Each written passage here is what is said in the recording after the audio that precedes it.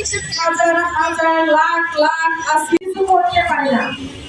আমরা নীরবে কখনো লজ্জায় কখনো কিছু করতেই হবে। আমাদের মধ্যে এখন রক্ত এই সরকার চাই এদের একদম আমাদের বিচার না হওয়া ধর্ষকদের বিচার না হওয়া পর্যন্ত আমরা এরকম আন্দোলন করে যাবো। নষ্ট হোক কোনো কিছু কিছু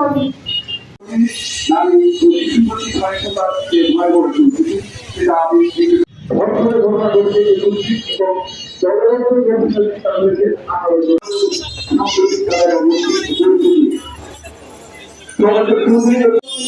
আমাদের সবাইকে অসুবিধা দিচ্ছে।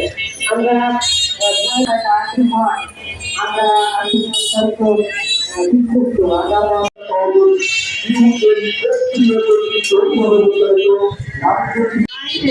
আইন অনুযায়ী সেটা যেন বাস্তবায়নের জন্য বিচার পায় তার জন্য